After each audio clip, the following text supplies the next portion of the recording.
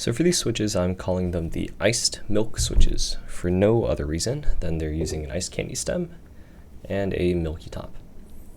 The inspiration for the switch actually came during the iced candy review because I was trying to find a top that fits the stem, and I actually found out that the milky tops fit after I finished the video.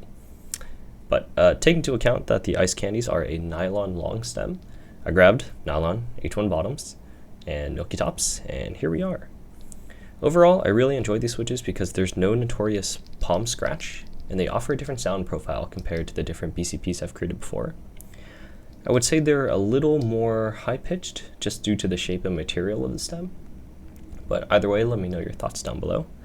I do have a few things I'm working on for the Vega down the line, so stay posted for that. And thanks, and have a good one.